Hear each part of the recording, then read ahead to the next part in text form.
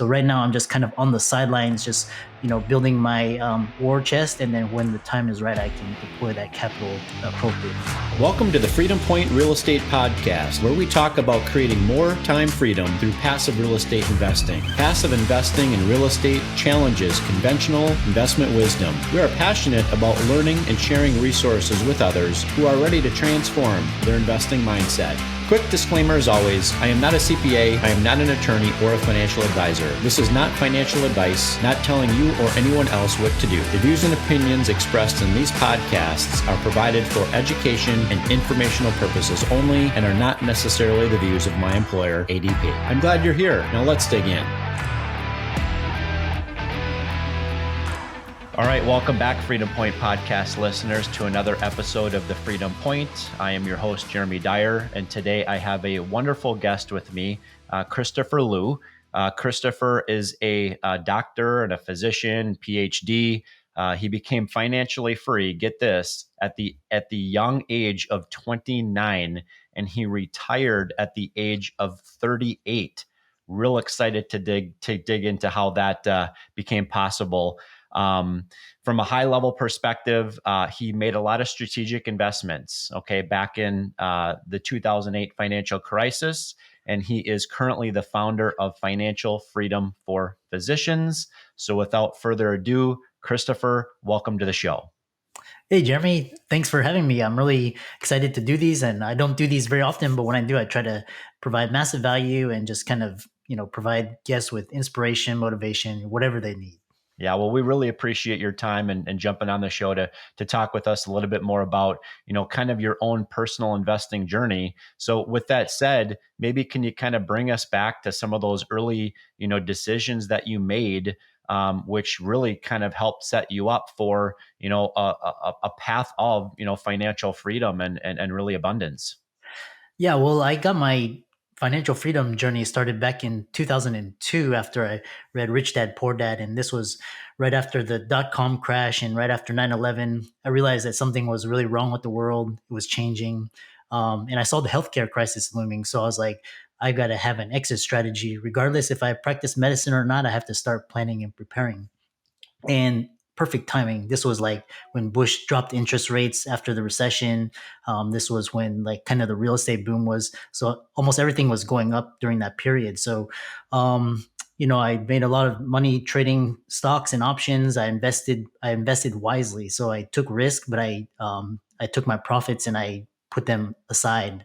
Invested in real estate. Again, perfect timing because Houston real estate was really cheap. To give you an example, a 2-bed, 2-bath condo, 1,500 square feet, was going for $50K. And these were renting out for like $1,500, $1,600 a month. And so it was like perfect timing. By the time I had medical school, I had about $250K liquid net worth, had 2 rental properties, and I had my financial freedom. And so the interesting thing is I go to my dean, it's graduation time, and he's like, what do you want to do with your life? And I was telling him what I'm telling you now. And he's like, son, put that aside, focus on your career, get into a high paying specialty, and worry about that later. And that didn't really sit well with me because I was like, I have my financial freedom. What are my options? Can I start a company? But nevertheless, I took his advice, took the well-trodden path, matched into orthopedic surgery. And I tell this story to all my audiences. I show up on day one to orientation, and instantly my gut instinct, which I have honed since I was a little kid, was like, this is wrong for you, this is the wrong path. But I stuck it out for 2 years. I invested so much time, money, all those exams. And I was like, it was really a miserable time. So luckily 2008 hit and all like the market was crashing, people were losing their homes. And that was my time to start strategically investing. So I went all in.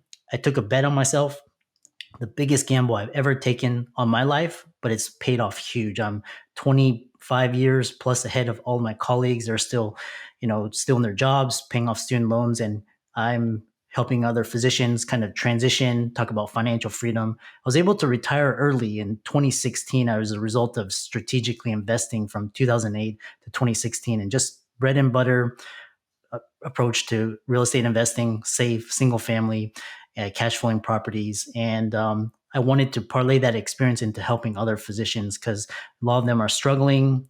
We've got a financial crisis, health crisis. We've got so many problems in the world, and I want to be part of that solution. Yeah, absolutely. I appreciate you kind of sharing some of that background. So let me dive into a dig in, I should say, to a couple of things that you mentioned. One thing that you mentioned is that you took risks early. Okay. Mm. What were maybe some of those risks that you took early, and what were some of the things that maybe you did to kind of mitigate some of that downward that some of that downward risk really that existed in some of those decisions you made?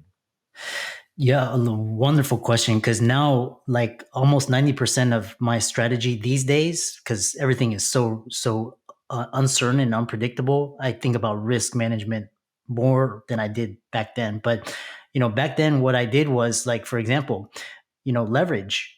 I don't. I If I took on leverage, I wanted to make sure that I was able to pay that off in the worst scenarios. No cash flow. If the market was down, you still were able to pay off that debt. So just kind of very very thoughtful and mindful that markets can go up and markets can go down, and what actions and behaviors and mindsets can I do to worst case scenario happens, I I'll be okay, and best case scenario I can come out ahead. So that's what I started thinking. I gave you an example of, for example, trading options. These days options are probably you make a profit, you have to take it off within a day or so because things change. Back then, if I had set off 20% downfall, get out of the contract. If I made 10% in a day, kind of take those profits, set them aside, save it for always save for a rainy day. So those are kind of the mindsets. Just like, for example, real estate, kind of not overbuying for a lot of properties, which a lot of people were doing back then. They're basically just getting in and kind of flipping it, and that ended badly for a lot of them. So those are some of the kind of mindsets. And like risk mitigation is there's a lot of companies that have teams that look at risk. So it's kind of from a professional standpoint, but it's just kind of like thinking, okay, what is the upside, what is the downside, worst case scenario, protect yourself from the downside, come out even or come out ahead. Yeah, Christopher, that's some great advice. I appreciate that. You had also mentioned at one point that you took some bets on yourself. So I know that sometimes when it comes to investing, all the education is really out there for free, and oftentimes it comes down to the individual, taking those action steps and kind of, getting past the analysis paralysis, right? So what were some of those ways that maybe, Christopher took a bet on himself early on when you first got started investing in real estate? Well, one thing is I hired mentors. So just either whether it was coaching, so there was people that had done what I wanted to do. So people that had followed the well-trodden path and had results. So I paid them to kind of show me what is possible. One thing is, kind of like I allude to, like kind of the naysayers or the haters, I really didn't pay attention to those because they hadn't accomplished what I hadn't done. So just paying for mentorship, paying for coaching, paying for education. Now we live in an age of trans. We have information. There's an abundance of information. Before there was kind of like, if you had that information, you were at an advantage. But now we're in the age of transformation where you have to take that knowledge and apply it. So you have to have somebody to show it to you. You have to have real world experience.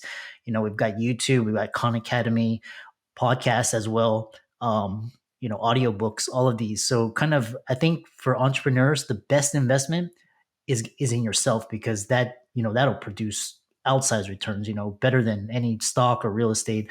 And basically you're continually growing, and I've seen just those gains over and over. Yeah, that's a great point, Christopher. What you had mentioned during the kind of the period of 2008 to 2016 that you were mostly investing into single family properties.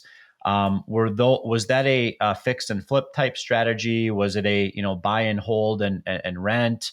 And then, the second part of that question is, so from 2016 till today, what type of personal, real estate related investments have you been making? Have they been on the active side, the passive side, et cetera?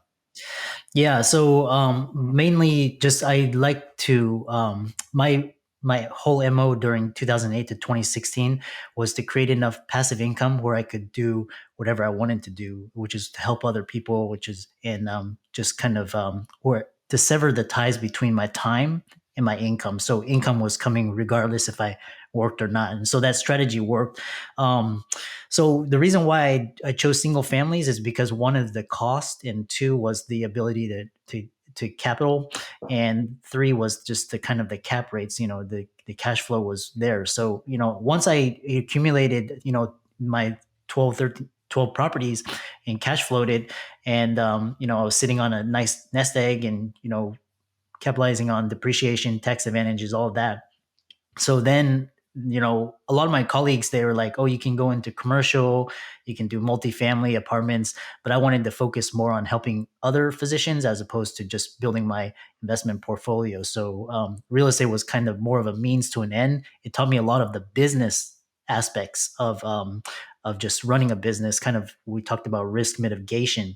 The other thing is recently, at the tail end of 2016, I started to get into more passive investments. So, and just it's really say syndications, but that's not a large component, and that's just to have a just kind of a passive real estate approach. I own some REITs as well, and since I bought my last property in 2018, and that's been cash flowing. And I offloaded another property in 2017 just to kind of free up the time.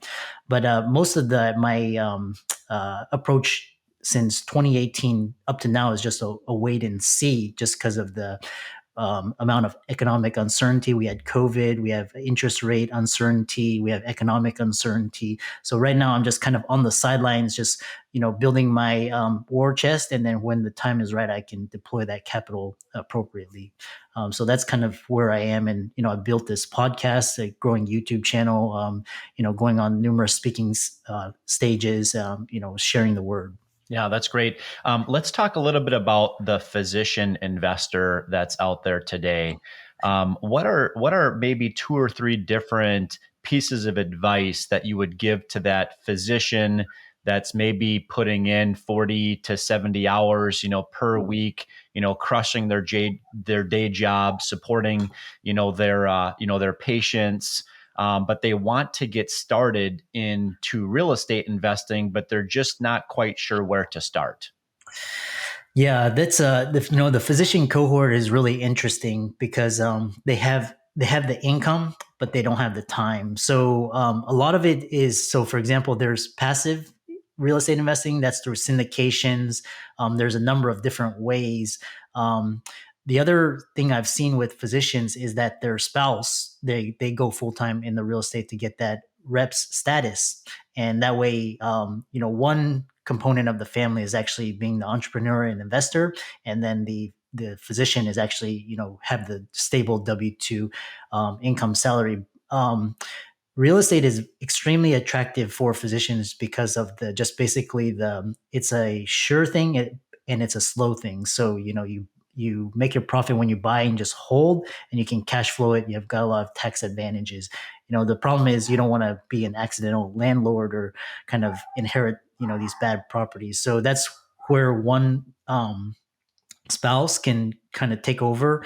The other thing is, sometimes I know physicians, they do this on the side. Like they kind of devote, the weekends to looking at properties in their area, and kind of, using that capital as down payment, just kind of as a side income, nothing full time. So you can do that as well. So those are kind of the two options, mainly is how do you best manage your time to produce the best outcome with your clinical responsibilities.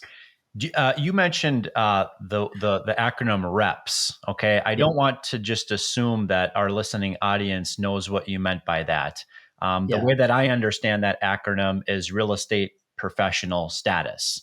Would you yeah. be willing to explain to the listening audience what it means to be a real estate professional and how that might impact the individual from a tax perspective? Real estate professional status is basically by the to be considered a real estate professional by IRS, you got to meet specific criteria. So basically, more than 50% of your personal service time must be spent in real property trades or businesses, and at least 750 hours of service in real property trades or businesses per year. So if you can, like, if you're a physician, if you're like a full-time surgeon, you obviously can't qualify for that, but your spouse can actually do that. And so if you're filing taxes jointly, and your spouse qualifies for that, you can get extra tax benefits by being a real estate professional status. So that's kind of the general. Again, I'm not a tax advisor, but that's kind of there's other people that can speak more fluently on rep status, but that's kind of the general overview. Yeah, I appreciate that. And thank you for the disclaimer. Neither you nor I are tax professionals, CPAs, financial advisors, et cetera, et cetera. So appreciate that. But yeah, you're exactly right. I mean, for those investors out there, where one of the, spouses could qualify as a real estate professional, I know full well, the types of tax benefits, that could afford, those individuals. I've even known of scenarios in which case one or the other spouse has decided to retire from active income to become a real estate professional to help offset, the tax consequences that the working spouse continues to make in their day job. So really appreciate that. Are you in a position then where you're helping potential investors to actually analyze deals, whether that be single family homes that they're looking to acquire, or they're looking to be passive investors in a real estate syndication? Well, great question, because I get a lot of requests, to help analyze deals. Like I said, real estate was more of a means to an end. So once I got my financial freedom and learned the investment, I didn't go any further. So I don't do any real estate coaching. I know I don't have any private syndications or any of that sort. But if the audience is interested, I can refer them to people that do that. Again, and it's I'm not affiliated or anything, but again, this is not financial advice. So Yeah, no, I appreciate that. I know that you don't have a crystal ball, but I'd like to get your kind of opinion on where you think the market is headed. And I say that given the lens that you first got started investing in real estate back in 2008, and the time period between 2008 and 2016 were tremendous times, to invest into real estate. And the word on the street is that 2024 and 2025 are going to be great opportunities to get started investing in real estate. And I kind of wanted to get your own personal, perception of, where you believe the market is headed, in the real estate, industry. And specifically, I'd like to, have you speak to how you believe that's going to impact the multifamily space. Oh, really good question. So, yeah, really good. I can't really speak on multifamily, but what I'll say is, so in general, comparison between 2008 and now. So 2008, the entire market was depressed. Everything, it was like a global recession. Now is kind of like you have little pockets of recessions, depressions, but you also have pockets of high growth. For example, a lot of areas in Fort Worth, Frisco, these areas, Austin as well. These are super high growth, people moving in. So what I tell clients now is now's not the best time to invest. It's also one of the better times to invest. So it's kind of like depending on where you are and what particular strategy may work or may not work. So you have to be more strategic in um, invest in. So yeah, the numbers have to work out. Again, interest rates are much higher, so your debt service is a lot higher. Um, if you can acquire a property for good valuation, and you can service the debt levels, then the numbers may work out. You may have to put a larger down payment, or just kind of buy a cheaper house. So those are kind of the ways to look at it. So, in terms of the overall market, it's really interesting because with COVID and with remote work from home, um, for example, the commercial real estate sector, I've been watching extremely closely because San Francisco, you look like New York City, a lot of these places are empty. So what's going to happen? Is there going to be another black swan event to cause a collapse there? We don't know. Right now, the with the Fed adjusting the interest rates, it's almost like kind of like a fine tune. It's like if they adjust it too high or too low, and so the economy can go either way depending on what how this it's all kind of like they're threading a fine thread through a needle. So that's how I kind of describe it. So and in terms of multifamily, like I said, I heard just industrial as well as storage. These are kind of doing well, but again, I don't invest in that, so I can't really speak to that. Yeah, for sure. Well, you brought up the interest rate, challenge, and certainly a lot of the, uncertainty, a lot of the, pressure, that's being felt, at the sponsorship, level, across the board, is largely a direct correlation with, where the debt is at right now in terms of interest rates. And, so most certainly, we're seeing, valuations, down, across the board in the multifamily space, depending upon the market, location that the asset sits. We're also seeing definitely, not distressed assets, but distressed operators, right? The people that own the building. So, the Yeah, buildings are going to be there, next year. But the question is really comes down to, is it going to be owned by the same individual or individuals, right? yeah. So really appreciate that. Christopher, what's next up on your, bucket list, either personally or professionally? So bucket list really, again, I've got 2023 was a really awesome year. 2025 or 2024, 2025. With the reason why is with kind of people are kind of looking at the interest rate is kind of sort of peaked the interest rate cycle, and so just all eyes are on the Fed, and so most more than likely they'll keep interest rate the same or cut maybe a few adjustments upwards, but kind of we're at this peaked interest rate cycle. So that's going to be good for equities. That's going to be good for tech. It's going to be good for digital assets. Real estate as well. Again, depending on location and all of that. 2024, 2025 are going to be really great years. Ramping up the podcast, with artificial intelligence, I was able to 7x my podcast results. We've got a growing YouTube channel. Check that out. We've got an email newsletter, blog. We're putting out content. I got several speaking engagements around financial literacy coming up, and it's going to be a banner year. That's great. For the passive investor that's listening to the show today, what would be maybe one or two book or podcast recommendations outside of our own that you would potentially recommend to the listener? Yeah, well, I like right now a lot of the podcasts I'm listening to are more in the digital asset space, so it may not resonate with the audience or listener. But some of the really great books that have come across is one is called The Fourth Turning, and this is fantastic. They accurately describe in the in they accurately describe exactly what is happening today, just in terms of just the changing world order, the rise of China, the rise of India, the right kind of countries divesting away from the dollar. Global debt levels are at an all-time high. Countries printing currencies, devaluing the dollar. You got populism.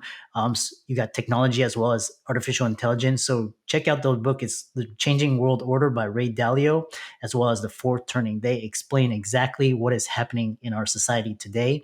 And just what I saw in the early 2000s, it just captures everything. We now live in this information age, and the internet has changed everything, social media. So definitely check out those books. Like I said, podcasts. I'm listening more to. I'm trying. I got into, again, this is not a financial advice, but I got into Bitcoin back into 2012 just as a speculative play, and it's done very well. So I've been trying to understand the asset more. There's the spot ETF coming up. There's the halvening, and it's a really interesting asset class to kind of learn and understand and kind of mitigate yourself against the risk of central banking. Again, this type of investment is not for everyone. It's extremely volatile. So, but I've been listening to the Bitcoin Standard podcast. Can check that out. Again, if you don't understand something, don't invest in it. So that's my caveat.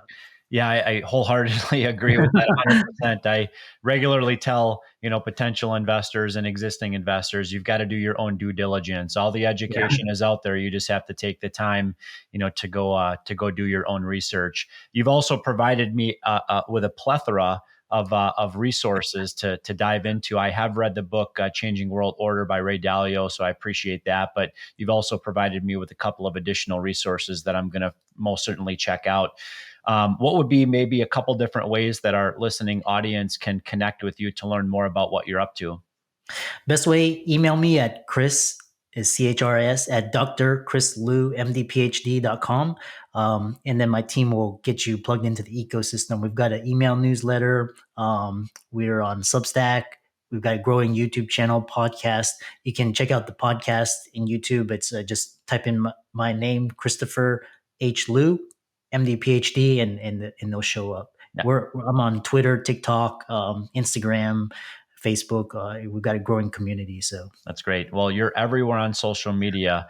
And just for the listeners here, Lou is spelled Loo. So just wanted to make sure I highlighted that out. And we will most certainly put the links to all your different social accounts in the show notes. So Christopher, I've really appreciated your time today and the value that you brought to our audience.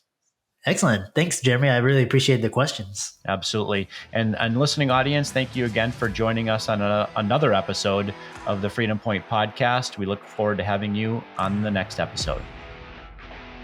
Thank you for hanging out with us today and for listening to the Freedom Point podcast, powered by Starting Point Capital. This show is for entertainment purposes only. Nothing said on this show should be considered financial advice. Before making any financial decision, please consult with a professional. This show is copyrighted by the Freedom Point podcast. Written permissions must be granted before syndication or rebroadcasting. If you're interested in connecting, you can find contact information at startingpointcapital.com.